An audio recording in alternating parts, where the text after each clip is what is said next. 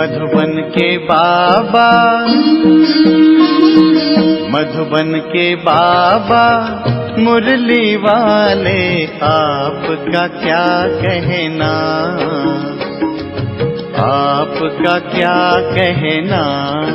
सितंबर 2022 की साकार वाणी। बाबा कहते, मीठे बच्चे, जब तक जीना है तब तक पढ़ना है, सीखना है। तुम्हारी पढ़ाई है ही पावन दुनिया के लिए, पावन बनने के लिए। प्रश्न, बाप किस गुण में बच्चों को आप समान बनाने की शिक्षा देते हैं? उत्तर, बाबा कहते, बच्चे, जैसे मैं निरहंकारी हूँ ऐसे तुम बच्चे भी मेरे समान निरहंकारी बनो। बाप ही तुम्हें पावन बनने की शिक्षा देते हैं, पावन बनने से ही बाप समान बनेंगे। दूसरा प्रश्न, जब बुद्धि अच्छी बनती है तो कौन से राज बुद्धि में स्वतः बैठ जाते हैं? उत्तर, मैं आत्मा क्या हूँ, मेरा बाप परमात्मा क्या है, उनका क्या पाठ है, आत्मा में कैसे अनादि पाठ भरा हुआ है जो बजाती ही रहती है। यह सब बातें अच्छी बुद्धि वाले ही समझ सकते हैं। गीत।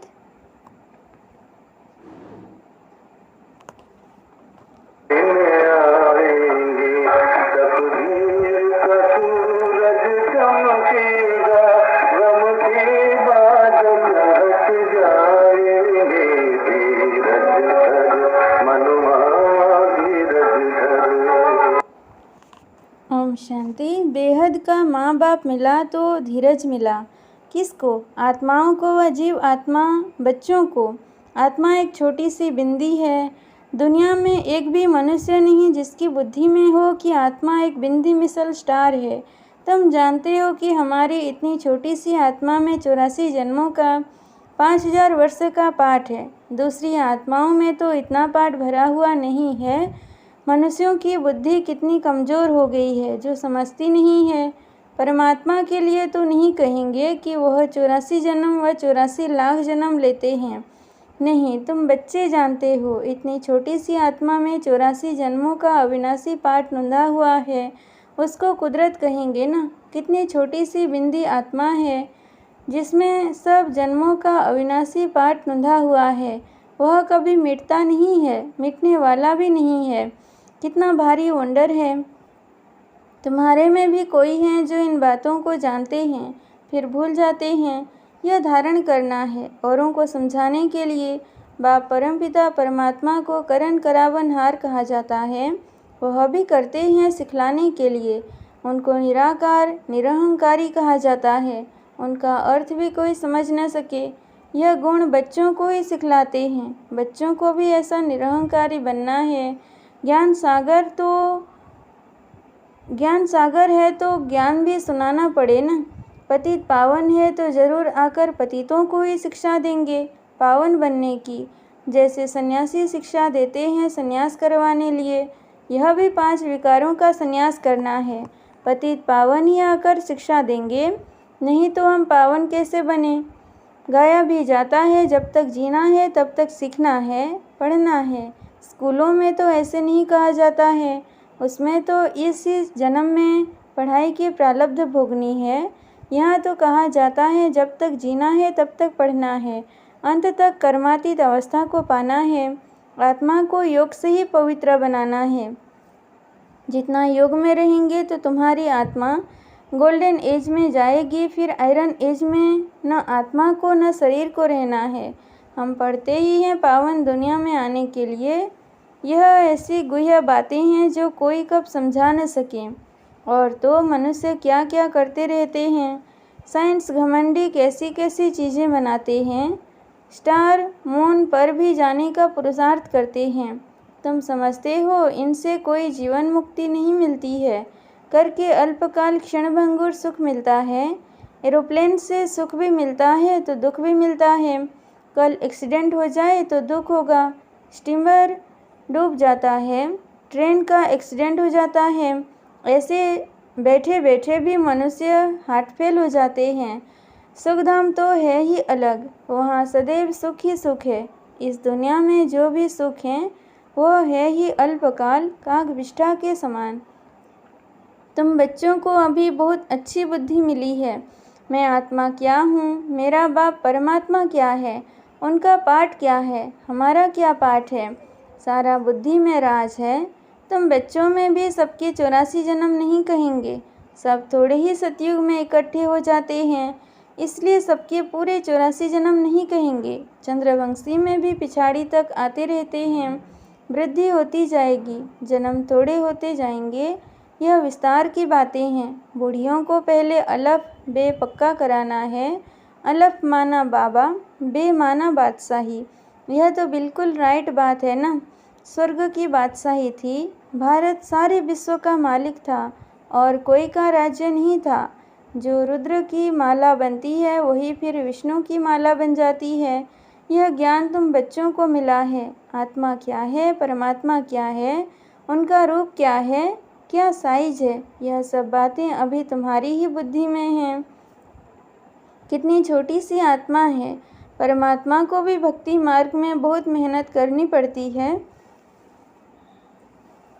द्वापर से कलयुग अंत तक अथवा संगम के अंत तक कहेंगे उनका पाठ चलता है। यह सब तुम जानते हो। तुम कहेंगे यह सब कल्प पहले भी हुआ था, आज से 5000 वर्ष पहले भी हुआ था। एक अखबार में रोज डालते हैं 100 वर्ष पहले क्या हुआ। 100 वर्ष की बात तो सहज है, अखबारों से झट निकाल बताएंगे। वह है टाइम्स ऑफ इंडिया अखबार। तुम्हारी अखबार है टाइम्स ऑफ वर्ल्ड।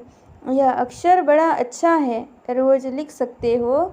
आज से 5000 वर्ष पहले क्या हुआ था। 5000 वर्ष पहले जो हुआ था वही अब हुआ। ऐसे ऐसे लिखने से मनुष्यों को ड्रामा का पता तो पड़ जाए। मैगजीन में भी लिख सकते हैं। तुम बच्चों की बुद्धि में तो सारा राज है। आत्मा और परमात्मा का ज्ञान तो कोई भी मनुष्य में नहीं है, तो वह मनुष्य क्या काम का। तुम जानते हो मनुष्य ही 84 जन्म लेते हैं। पहले पहले ब्राह्मण वर्ण, फिर देवता वर्णों में आते हैं।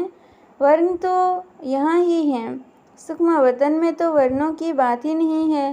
ब्रह्मा को प्रजापिता कहते हैं, विष्णु को प्रजापिता नहीं कहेंगे। ब्रह्मा द्वारा तो एडॉप्ट किया जाता है। विष्णु के 2 रूप लक्ष्मी नारायण के तो बच्चे पैदा होते हैं जो तख्त पर बैठते हैं। शंकर को भी प्रजापिता नहीं कहेंगे। यह भी जानते हो जैसी जैसी भावना है वैसे वैसे साक्षात्कार हो जाता है। बाकी वहाँ कोई सर्प आदि की बात नहीं है। बैल भी वहाँ हो न सके। सूक्ष्म वतन में तो है ही देवता। सूक्ष्म वतन में जाते हो, बगीचा फल आदि देखते हो, क्या वहाँ बगीचा है। बाबा साक्षात्कार कराते हैं, बाकी है नहीं। बुद्धि कहती है वहाँ सूक्ष्म वतन में झाड़ आदि हो न सके। यह जरूर साक्षात्कार होता है। साक्षात्कार भी यहाँ का कराएंगे। यह सब है साक्षात्कार। इनको जादूगरी का खेल कहते हैं। यह कोई ज्ञान नहीं है। मनुष्य मनुष्य को बैरिस्टर बनाते हैं, वह कोई जादू नहीं कहेंगे, वह विद्या देते हैं। यह तुम्हारे को मनुष्य से देवता बनाते हैं नई दुनिया के लिए, इसलिए जादूगरी कहा जाता है। दिव्य दृष्टि की चाबी बाबा के पास होने कारण उनको जादूगर भी कहा जाता है। वह कहते हैं गुरु की कृपा है। मूर्ति से साक्षात्कार हुआ, उससे तो फायदा कुछ भी नहीं। यहाँ तो मेहनत कर स्वयं वह लक्ष्मी नारायण सीताराम बन रहे हैं। यहाँ तुम आए हो सूर्यवंशी चंद्रवंशी डिनास्टी के रजवाड़े बनने। पहली मुख्य बात है, कोई नया आता है तो उसको बाप का परिचय दो। ब्रह्म तत्व महातत्व है। शिव बाबा निराकार को कोई ब्रह्म तत्व नहीं कहेंगे। एक एक अक्षर का अर्थ है। तुम ईश्वरीय बच्चे हो, ऐसे नहीं कि सब ईश्वर के रूप हैं। यह बाप बैठ समझाते हैं। बाकी साक्षात्कार आदि की तो चीचट है, उनकी आस नहीं रहनी चाहिए। समझते हैं अब खुद बाबा आया है तो साक्षात्कार करा देवे, परंतु यह सब है फालतू। फिर साक्षात्कार न होने से नाउम्मीद हो पढ़ाई छोड़ देते हैं। साक्षात्कार में प्रिंस को देखते हैं तो समझते हैं हमको यह बनना है, खुशी हो जाती है। बहुत करके प्रिंस का ही साक्षात्कार होता है। अगर विचार किया जाए तो मुकुटधारी तो सब बनते हैं। मेल फीमेल में फ़र्क नहीं रहता है, सिर्फ फीमेल को लंबे बाल हैं, थोड़ा शकल में फ़र्क है। आत्माएं कितनी हैं, एक का नाम रूप न मिले दूसरे से। आत्मा में अविनाशी पाठ है जो कभी बदल नहीं सकता। कैसे वंडरफुल खेल बना हुआ है। आत्मा को अनादि पाठ मिला हुआ है। बाबा कितना सहज कर समझाते हैं। सिर्फ त्रिमूर्ति चित्र के सामने जाकर बैठो तो बुद्धि में सारा चक्र आ जाएगा। यह शिव बाबा है, यह ब्रह्मा है, जिससे ब्राह्मण रचते हैं। अभी कलयुग है, फिर सतयुग आना है। चित्र के सामने खड़ा होने से जैसे कि सारे विश्व का खेल बुद्धि में आ जाता है। कैसे चक्र फिरता है, खेल में कौन कौन है, सब मालूम पड़ जाता है। रोज चित्रों को देखते रहो, विचार सागर मंथन करते रहो। यह नर्क है, यह स्वर्ग है, यह संगम है। कितना सहज है। रोज प्रैक्टिस करने से बुद्धि में रोशनी आ जाएगी। लक्ष्मी नारायण राधे कृष्ण के लिए भी लिखो। ब्रह्मा द्वारा सतयुग का वर्षा मिलता है। लक्ष्मी नारायण को यह प्रारब्ध कैसे मिली? जरूर संगम युग ही होगा, जब ऐसे कर्म किए हैं। अंतिम जन्म में पुरुषार्थ से उन्होंने यह प्रारब्ध पाई। ऐसे ऐसे ख्याल बुद्धि में आना चाहिए, फिर चित्रों की भी दरकार नहीं रहेगी। बुद्धि में सारा राज आ जाएगा। इन चित्रों से फिर दिल रूपी कागज पर उतारना है। बाबा सेंटर्स के बच्चों का मुख खोलने की युक्ति बता रहे हैं। चित्रों को देखते रहो, अंदर में बोलते रहो। रचना के आदि मध्य अंत का राज जानना है। झाड़ में क्लियर है, तपस्या यहाँ कर रहे हैं राजयोग की। यह मनुष्य से देवता बनते हैं। फिर भक्ति मार्ग कैसे शुरू होता है? जो जो जिस जिस धर्म के हैं उसमें ही फिर आएंगे। कितना सहज है, उन पर ही समझाना है। आत्मा क्या है, परमात्मा क्या है, उसमें अनादि पाठ बंधा हुआ है। सतयुग में हम सुख का पाठ बजाएंगे, इतने जन्म लेंगे। शमशान में भी जाकर किसको समझा सकते हो? जब तक मुर्दा जल जाए तब तक बैठ सत्संग करते हैं। तुमको कोई रोकेगा नहीं। बोलो, आओ तुमको हम समझाएं। सुनकर बहुत खुश होंगे। बात करने वाले बहुत समझदार सयाने चाहिए। कहाँ भी जाकर तुम समझा सकते हो। समझाते तो बाबा बहुत अच्छी तरह हैं। तुम्हारे कच्छ माना बगल में सच है।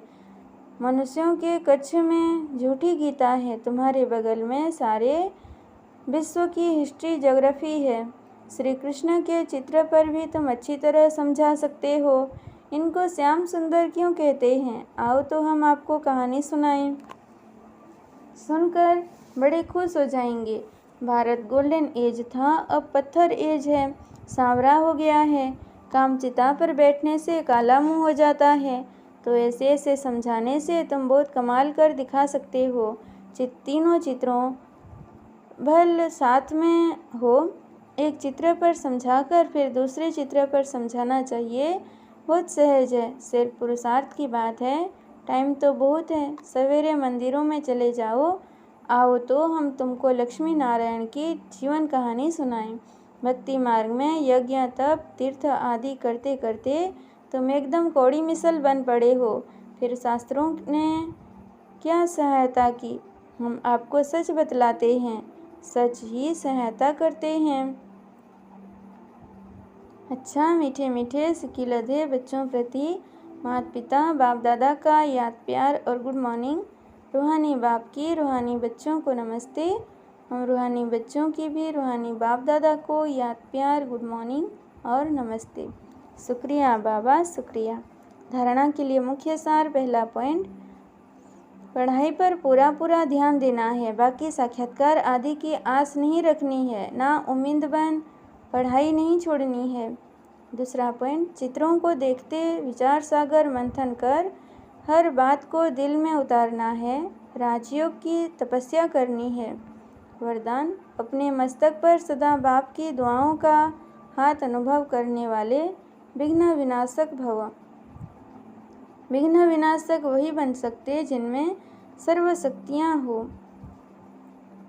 तो सदा ये नशा रखो कि मैं मास्टर सर्वशक्तिमान हूँ। सर्व शक्तियों को समय पर कार्य में लगाओ। कितने भी रूप से माया आए, लेकिन आप नॉलेजफुल बनो। बाप के हाथ और साथ का अनुभव करते हुए कंबाइंड रूप में रहो। रोज अमृत वेले विजय का तिलक स्मृति में लाओ। अनुभव करो कि बाप दादा की दुआओं का हाथ मेरे मस्तक पर है। तो विघ्न विनाशक बन सदा निश्चिंत रहेंगे। स्लोगन: सेवा द्वारा अविनाशी खुशी की अनुभूति करने और कराने वाले ही सच्चे सेवाधारी हैं। अच्छा, ओम शांति।